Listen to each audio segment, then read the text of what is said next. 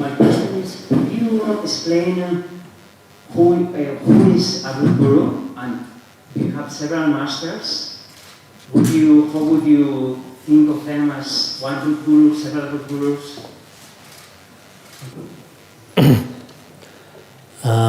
其实所谓的上师呢，就是老师。我们在学知识的时候呢，都有物理的老师、化学的老师、生物的老师、武术的老师、艺术的老师，还有很多的老师。所以我在对这些老师对待的时候呢，也有不同的。当然有可能比较重要的，包括我的班主任啊，就是有一些的话呢，跟他可能关系更要这个特殊。所以在佛教当中呢，也是有很多上师是对不同的上师可以，因为所谓的上师，其实他对给你讲法，就才能构成这个上师和弟子之间的关系。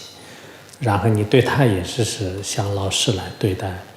比较关键的，比如说你直指你的认识你的信息呢，这个是在所有的上师里面是根本上师，就是当然这个也可以有，就有几个上师都可以。我的根本上师，比如说两个根本上师，三个根本上师，或者说是一个根本上师，这个可能你要更加的对他有，因为你有更多的恩德，就是所以你要对待的这个行为呢，就是更加可能就是比较特殊。